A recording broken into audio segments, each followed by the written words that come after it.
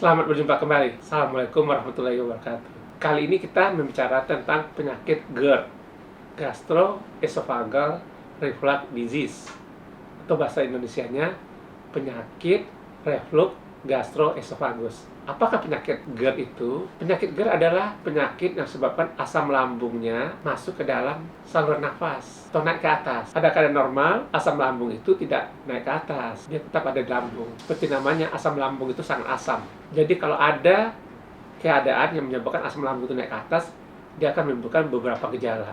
Itu terjadi kalau katup atau bahasa dokternya sphincter yang menutupi lambung itu tidak menutup secara sempurna, sehingga ada lubang dan asam lambungnya naik ke atas. Karena asam lambung itu sangat asam, pH-nya sangat rendah, maka dia akan mengiritasi organ-organ yang dilewatinya. Kalau dia sampai di tenggorokan, maka tenggorokan terasa perih, nyeri, dan kita akan merasakan rasa asam atau pahit di mulut. Kemudian kalau dia mengenai saluran pernafasan, orang akan mengalami gejala batuk-batuk, kemudian juga napas yang pendek. Ya. Dan orang sering mengeluh itu sebagai sesak nafas. Sebenarnya bukan sesak nafas, tapi napasnya tidak sampai, napasnya pendek. Dan gejala yang lain adalah rasa terbakar di dada.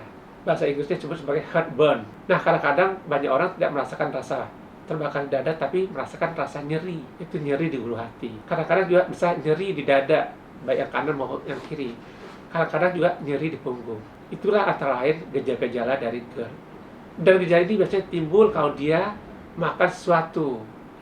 Karena dengan makan sesuatu, asam lambungnya lebih banyak dan mudah keluar, ya, atau masuk ke dalam saluran yang lebih atas. Jadi, untuk menghindari GERD ini, orang harus melakukan diet untuk makanan-makanan tertentu.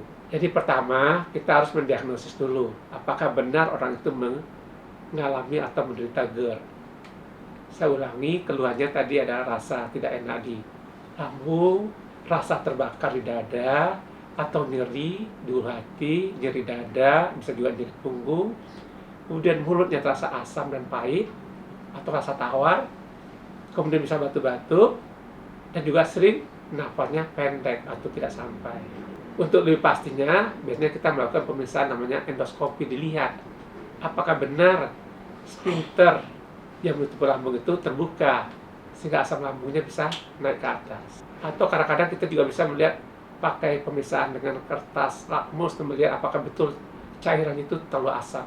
Kemudian baru kita berikan pengobatan. Yang pertama, kita memberikan diet dulu, menghindari makanan-makanan yang merangsang untuk timbulnya asam lambung yang berlebihan. Banyak sekali makanan yang harus dihindari, mulai dari kopi, coklat, makanan yang rasanya asam, apapun, ya, buah-buahan, atau makanan yang lainnya asam, cuka, kemudian yang bergas-gas, seperti soda, jadi makan-makan minuman soft drink, itu sebaiknya dihindari. Kemudian juga kita menghindari makanan yang mudah merangsang asam lambung kita, ya, nanas, durian, ya, makanan yang enak aja, ya. Tak kalah pentingnya juga merokok. Ya, itu juga akan mempengaruhi penyakit atau gangguan GERD tadi. Nah, kalau dengan diet sudah berhasil, ya itu sudah lebih baik. Kalau tidak, kita baru bantu dengan obat-obatan. Obat-obatan yang diberikan antara lain pump inhibitor, ya, banyak sekali, ya, obatnya. Kemudian juga bisa obat yang menetralisir asam lambung, itu juga bisa kita berikan. Nah, satu hal lagi, ada anjuran untuk orang yang menderita GERD. Anjuran yang pertama, tidak makan terlalu kenyang. Jadi makannya sedikit-sedikit tetapi sering.